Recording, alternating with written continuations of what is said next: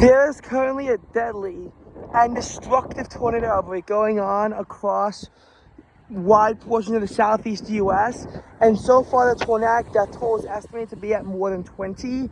And who knows how bad this could be. And in light of that, in this video, I'm going to go over some of the worst tornado outbreaks to occur in each year, going back as far as 2019. Starting in 2019, it's obvious what was the worst. There was the Bogart tornado outbreak on March 3rd. This tornado outbreak might not have had a super high amount of tornadoes. However, the tornado that struck Bogart, Alabama, wound up killing 23 people, which is over half of the tornado deaths of the year, and the deadliest tornado in the U.S. since the Moore, Oklahoma tornado of 2013. It was also the first EF4 tornado in the U.S.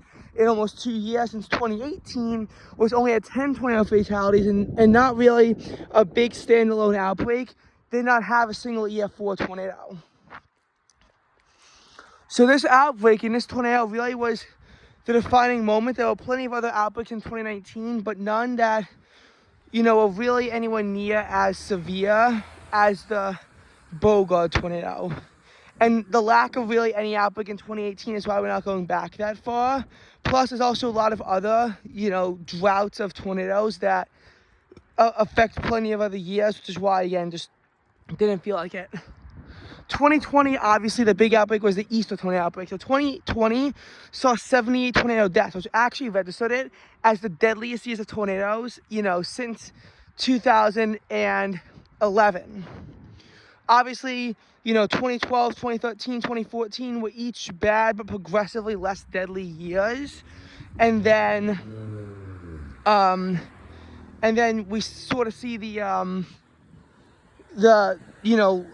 2015 and 2016 too, and then we sort of see in 2019 deaths pick up, and then this happens again for a few more years. So 2020, it's 78 tornado deaths. Of them, 32 of them came in the Easter tornado outbreak, which registered as the deadliest tornado outbreak since the tornado outbreak in late April 2014, which caused 33 people to die in tornadoes. I think it was 33. Maybe it was only 32. I don't know. But this outbreak had the, very infamous Bassfield tornado. It killed 8 people and became the 3rd widest tornado in U.S. history and the 4th widest tornado in global history. We saw a near record amount of tornadoes in a 24-hour span being spawned at 130. So that's like one of the highest numbers on record. And again, we just saw a lot of tornadoes in the 2020 Easter outbreak because, and that was a big defining moment. Also, the Cookville tornado on March 3rd wound up killing 19 people, and that tornado outbreak as a whole in Tennessee wound up causing 25 total people to die. The tornado that hit Nashville killed 5 and caused $1.5 billion in damage, registering as not only one of the costliest tornadoes, but also a weird tornado because we actually have a damage total for it in comparison to some other tornadoes where we may not exactly have that. So then that's a relatively interesting thing about 2020 and its tornadoes. 2021 was looking to be like a relatively non-eventful year. There was a big tornado outbreak on March 25th that wound up killing either 6 or 7 people, I think 6, direct, mostly in a tornado in Alabama. But then December wound up being the most active on record, and December really changed the tone of the entire 2021 season. I'm telling you, if one month could really change the entire tone of it, it was that one. Because on December 10th and 11th, there was a tornado that wound up killing, in one tornado alone in western Kentucky, that was rated EF4, 57 people. And the entire outbreak wound up killing, I think, 89 people. Because there was another tornado in Bowling Green that killed 17 people, which in the context of this outbreak might not sound like a whole lot, but that was more than the entire year combined before this. The total death count was 103 people on the year. Again, the deadliest year since 2011, which, well, we all know what happened in 2011. But that was just shocking how 2021 was shaping up to be a quiet year for tornadoes, and then that changes. Then another outbreak spawns over 100 tornadoes in the Midwest in the derecho. However, no tornado stronger than EF2. No one dies in the tornadoes, and the tornadoes only caused about $16 million in damage, compared to who knows how much the December 10th ones caused, because there was so much damage that they couldn't even publish out damage totals for them. It was beyond historic what happened on that night, and while there was a signal for a big outbreak, I don't think anyone expected it to be as big and as destructive as the outbreak that we wound up seeing in December 2021.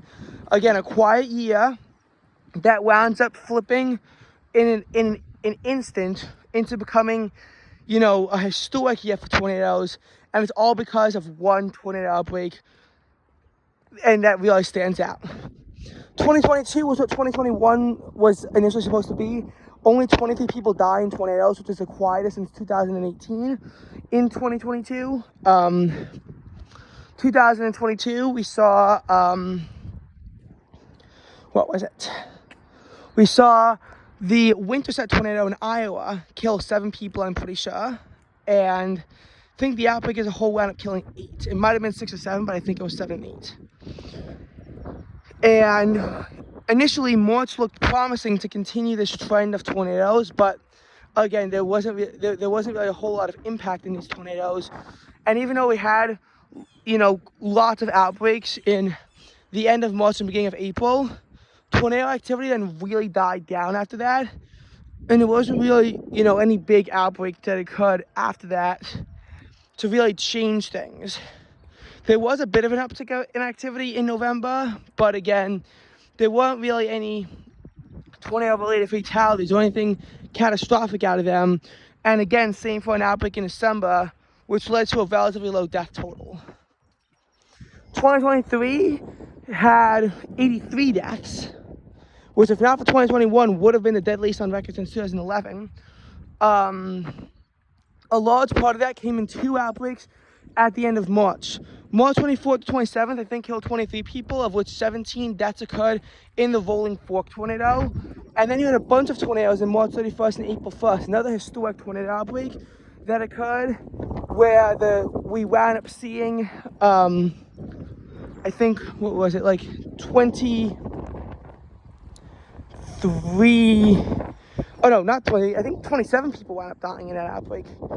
Yeah, it was crazy. Back to back, we wound up seeing outbreaks that, I think combined caused about 50 people to die just in tornadoes, because then you throw in the non-tornadic effects and that would raise the death toll, even more significantly. It was crazy as to what actually went down, in these 2 storms combined.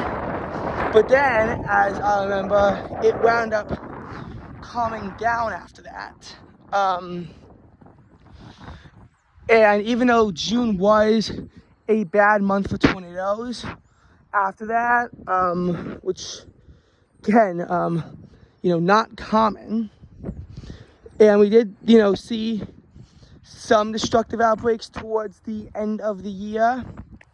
I will say 2023 certainly died down after that, but just the fact we had that, there was a destructive outbreak in January as well. So between all those factors, it really is no surprise to see as to how 2023 was so damaging for tornadoes.